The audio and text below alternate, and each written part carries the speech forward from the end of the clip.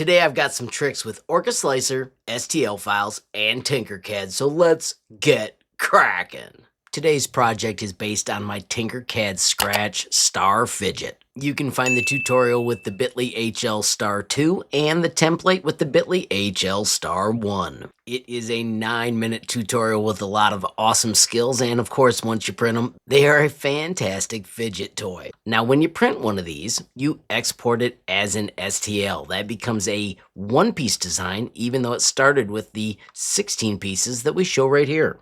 I'm going to quickly bounce to Orca Slicer. As you can see, I've got the 2.30 beta. I do want to highlight, if you have not installed this, I've got a tutorial I'll put right up here that shows you how to do that. That video gets you started, but I do want to highlight this. Do not use either of these links. You want to go to the GitHub. I just want to highlight that this is the correct place to get the product. If you slide down just a little further, they explain all of that right here. Right now, I just want to show you this skill. We're going to start by hitting New Project, and we're going to add my Star Fidget. So friends, this is the trick. This comes in as one piece, but say I only need to print these two in here. Notice these are tighter gaps. I found that some were falling out when I worked with different printers. So if I only want to print those, what I can do is right click and I'm going to split it into objects. Now when I click on these, I can move them. So if I only wanted to print the inner two, bam, I'm back to that. I'm going to use Control Z to put those all back really quickly. All right, let's highlight one other feature that you may find useful. Check it out. We can measure in here. So if I click on part 1 and part 2, notice it shows us the degrees in between them. If I switch to a part that's further across, it also shows us distances. How cool is that? This shape is pretty funky to actually use those numbers, but on some shapes, that may be extremely handy. I'm going to quickly cancel out of that. All right, so let's quickly send this back to Tinkercad as an STL. So I'm going to choose File, and I'm going to choose Export. And I could do it as one STL, or I can export them separate. So I'm going to choose Separate. I'm going to choose to organize this real quickly and put it in a folder. I'm going to call it Star. Of course, I've got to go in the folder, and then I'm going to select the folder. And now let's bounce to Tinkercad and bring those back in. So step 1, I backed up to my main page because I don't want to break my version 4, so I'm going to make a duplicate. This gives me an exact copy, so no matter what, I can go back to the other one. All right, so here's what I want to highlight. This is a project I created in Tinkercad.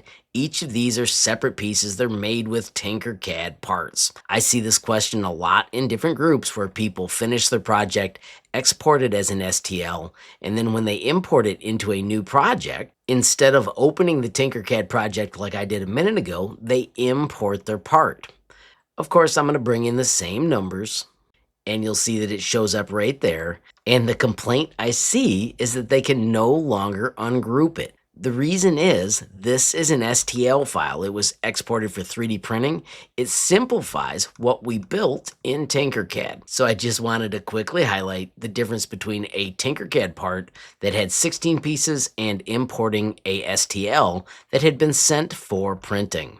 Real quickly, I'm going to just do Shift Nudge. Let's import a few more of these just because it's kind of cool.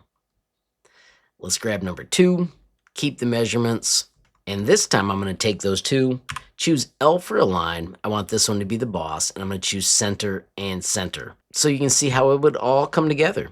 We just repeat that process until we have them all. Number 3, import. It's also kind of interesting to see how the order is from the export. I have no idea why Orca chooses that system, but eventually, as we go through them all, our project is returned. Once again, I do want to highlight that these are no longer 2 pieces. See, that's a single piece, where the initial project was 2. Friends, as I wrap up, had a blast with these star projects. If you want to find the star template, it's HL Star 1. If you want to find the tutorial, of course, it's HL Star 2. And of course, I'll also add it up in the cards. And of course, the main skill of the day is when you're using Orca Slicer, which is also the same as Bamboo Studio or Prusa Slicer or anything based on Prusa. You can split your project into objects so you don't have to print it all. Really quickly, I want to thank everybody that's supporting the channel via YouTube memberships. Of course, 3 different levels, and all support is appreciated. I do also want to highlight everybody supporting me via Patreon. Love how that group is growing. Of course, you can learn more with the bit.ly up above or the link in the description. Finally, friends, I want to thank you for watching. Don't forget, every time you hit that like button, share a video, add a comment down below, or click subscribe. You're helping HLModTech get just a little bit bigger, which absolutely makes my day. Friends, have a glorious day and keep tinkering.